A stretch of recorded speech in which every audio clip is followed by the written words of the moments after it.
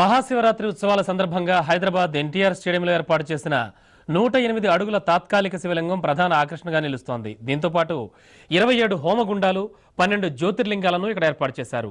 ఆ విశేషాలని, అక్కడి సంబరాల్ని అందించడానికి మా కొలీగ్ కీర్తి లైవ్ లో సిద్ధంగా ఉన్నారు. కీర్తి, మార్నింగ్. ప్రస్తుతం 108 అడుగుల శివలింగాకారం ఎలా ఆకర్షిస్తోంది ప్రజల్ని? అలాగే ఎంతమంది భక్తులు ఇంతవరకు దర్శించుకుంటారు అక్కడికి వచ్చి?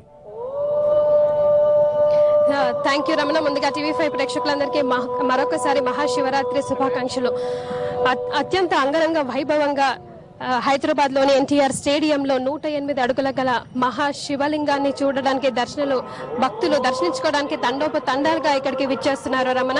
ఇక్కడ నా వెనకాలే చూస్తున్నట్టుగా ఉంటే 108 అడుగుల గల ఈ లింగాన్ని ఏర్పాటు చేయడానికి మొత్తం 20 రోజుల వ్యవధి పట్టిందట. అలాగే మొత్తం ఫిబ్రవరి 26 నుంచి మార్చ్ 12 వరకు ఈ కార్యక్రమం మొత్తం, అంటే యజ్ఞ కార్యక్రమాలు కానీ, పూజ పురస్కారాల కార్యక్రమాలు కానీ 15 రోజుల జాతరగా ఇక్కడ నిర్వహిస్తున్నారు. అయితే ఈ రోజు యొక్క ప్రత్యేకతని మనతో పంచుకోవడానికి ఇక్కడ చాలా మంది భక్తులతో పాటుగా నిర్వాహకులు ప్రకాష్ గారు కూడా మనతో పాటు ఉన్నారు. మరిన్ని వివరాలని కులంకుశంగా ఆయన అడిగి తెలుసుకునే ప్రయత్నం చేద్దాం. ప్రకాష్ గారు, చెప్పండి, ఈ రోజు ఇక్కడ ప్రత్యేకత గురించి, ముఖ్యంగా ఈ శివలింగం గురించి చెప్పండి.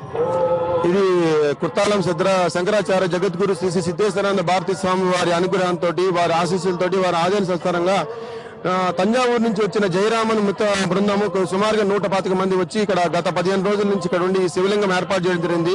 ఆ 108 అడుగుల తాత్కాలిక మహాశివలింగం కింద 12 జ్యోతిర్లింగాలను తీసుకొచ్చిన మట్టితోటి, ఆ సమీపంలో తీసుకొచ్చిన నదులు, వాటరు, అట్లనే మానస సరోవరం నుంచి కూడా తీసుకొచ్చిన వాటర్ తోటి ఆ 12 జ్యోతిర్లింగాలు శివలింగం తయారు చేయడం. మనము 12 జ్యోతిర్లింగాలు తిరగటం చాలా కష్టంతో కూడుకున్న పని, వ్యయంతో కూడుకున్న కాబట్టి స్వామివారి అనుగ్రహ ప్రకారము ఆ మట్టితో తీసుకొచ్చే శివలింగానికి ఇక్కడ భక్తుల అభిషేకం చేయడం జరుగుతుంది. భక్తులందరూ వాళ్ళు వచ్చి స్వయంగా వాళ్ళ చేతులతో అభిషేకాలు చేసుకుంటున్నారు. అట్లనే ఇక్కడ 36 హోమగుండాలు ఏర్పాటు చేయడం జరిగింది. దానికి సంబంధించి ఋత్విక్కులు కూడా ఏర్పాటు చేయడం జరిగింది. ఉదయం 4 గంటల నుంచి నిర్విరామంగా భక్తులు వచ్చి అభిషేకాలు చేసుకుంటున్నారు, దర్శనాలు చేసుకుంటున్నారు. వేలాదిగా ప్రజలు తరలి వస్తున్నారు. అట్లనే మేము స్కూల్ పిల్లల కోసం 1,00,000 ఫ్రీ పాసులు కూడా జారీ చేయడం జరిగింది. ఎవరైనా పాసులు రాని వాళ్ళు కూడా ఇక్కడికి వచ్చి కౌంటర్లో పాసులు కూడా తీసుకోవచ్చు. ఈ అవకాశాన్ని ఉపయోగించుకోండి. సాయంకాలం స్వామివారి ప్రవచనాలు ఉంటాయి. అట్లనే అర్ధరాత్రి పూట లింగోదయ కాలంలో తేనెతోటి, విభూతితోటి, పసుపుతోటి, గంధంతోటి, కుంకుమతోటి, అన్ని రకాల సుగంధ ద్రవ్యాలతోటి 108 అడుగుల శివలింగానికి పైనుంచి అభిషేకం చేయడానికి నిర్వాహకులందరం గారికి ఏర్పాటు చేసుకున్నాము. అట్లానే శివ కళ్యాణం కూడా అర్ధరాత్రి 12 గంటలకు శివ కళ్యాణం కూడా ఏర్పాటు చేయడం జరిగింది.